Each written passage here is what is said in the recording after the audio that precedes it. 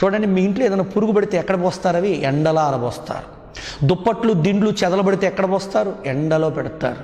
వస్తువులకే కాదు, దేహాలకు కూడా గనక ఎండ తగలకపోతే చెదలు పట్టి తుప్పు పట్టి నిర్జీవమైపోయి అవయవాలు పనిచేయక మానవుడు మరణానికి మార్గం పోవాల్సిందే, మరణ మార్గానికి డోరు తెరవాల్సిందే.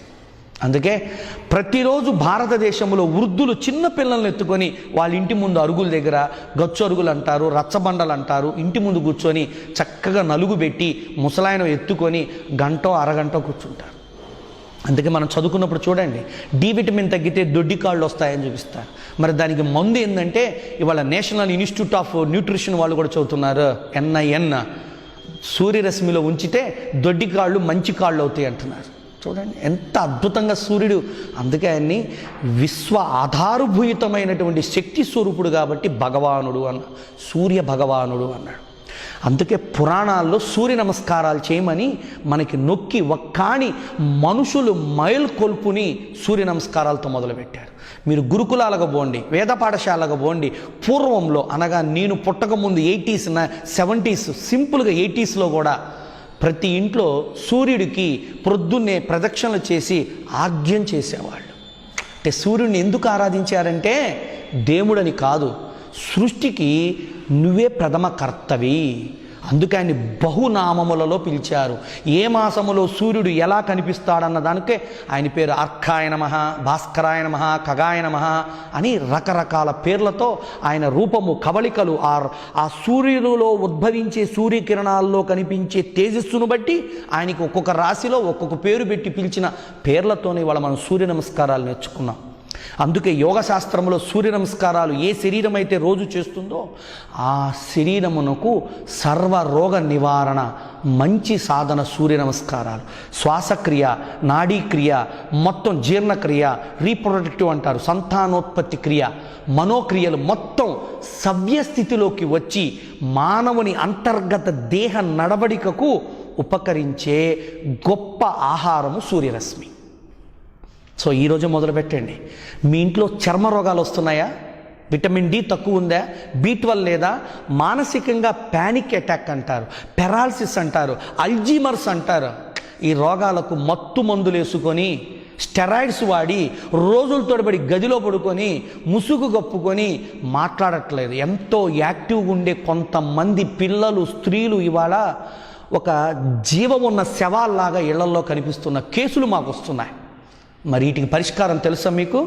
కొర్రలు తింటే తప్పనడంలా, సామలు తింటే తప్పనడంలా, కొబ్బరి నూనె తప్పనడంలా, వీటన్నిటికంటే ముందు మీరు మొదలు పెట్టాల్సింది సూర్య రశ్మిని ఆహారంగా ఆస్వాదించడం నేర్చుకోండి. ఎలా ఆస్వాదించాలి గురువుగారు?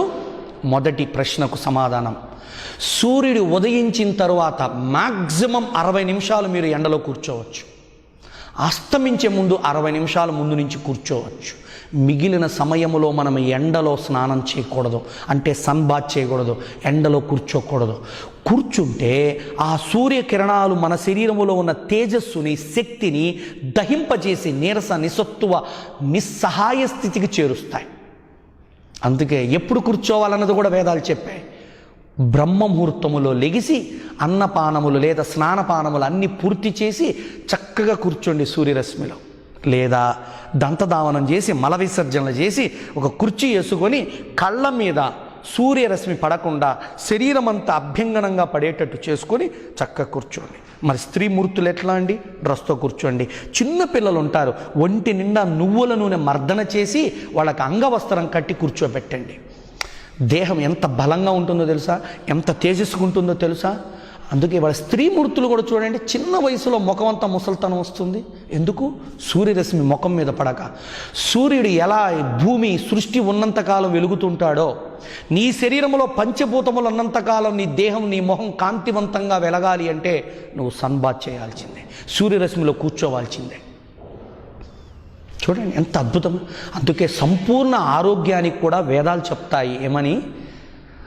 సౌర హోమం చేయండి, ఆదిత్య హృదయం చదవండి. అంటే అవి ఏవో చీకటి గదులు కూర్చుంటే కాదు, ఎక్కడ యంత్రం వేయాలి, ఎట్లా పూజ చేయాలి, ఎలా మనం సౌర ఆరాధన చేయాలి, ఆదిత్య హృదయం చదవాలని ప్రపంచమంతా కూడా గొప్ప ప్రామాణికమైన వేదములను గౌరవిస్తూ ఉంటే భారతావనిలో పుట్టి మీరు సూర్యుణ్ణి వేదాలను గౌరవించడం లేదంటే అంతకు మించిన దౌర్భాగ్యం ఇంకొకటి లేదు ఈ భారతదేశంలో. ఇవాళ ప్రపంచ దేశాల్లో ప్రథమంగా అగ్రరాజ్యంగా భావిస్తున్న అమెరికా రీసెర్చ్ చేస్తుంది కదా, ఏమండి సూర్యకిరణాలను ఉపయోగించుకొని కరెంటుగా మార్చి మనము పవర్ యూసేజ్ చేస్తున్నాం, దాన్ని సోలార్ పవర్ అంటున్నామే. మన దేహములో ఉన్న కణాలకు కూడా సూర్యకిరణాలలో వచ్చేటువంటి తేజస్సును స్వీకరించి మానవ దేహం యొక్క మనుగడకు ఉపకరించే శక్తిగా మార్చుకునే ప్రోటాన్, న్యూట్రాన్, ఎలక్ట్రాన్ల కణజాలాల సమన్వయ స్థితి మన దేహంలో ఉంది. నువ్వు పెట్టడం లేదు ఎండలో, అంతే సమస్య. నువ్వు ఎండలో కూర్చో, నీ శరీరానికి మొదటి 1, 2, 3 రోజులు అలవాటు లేకపోవడం వల్ల సమస్యగా, జిలగా, బాధగా, కష్టంగా అనిపిస్తుందేమో. అరగంట కూర్చోండి, పావు గంట కూర్చోండి, 5 నిమిషాలు కూర్చోండి మెల్లగా. See a lot of changes in your life. ముందు మీ మెంటల్గా బాగుంటారు, ఫిజికల్గా బాగుంటారు, ప్రాణము, శక్తి ఎక్కడి నుంచో మీకు బయలుదేరి వస్తున్నట్టు మీలో కలుగుతుంది. కాబట్టి పిల్లలు, వృద్ధులు, స్త్రీలు, గర్భిణులు, సర్వ మానవాళి, సర్వజీవులు, సర్వ వృక్షజాతి ఎండ తగలకపోతే జీవమే లేదు, మరణపూరితమైన జీవనమే.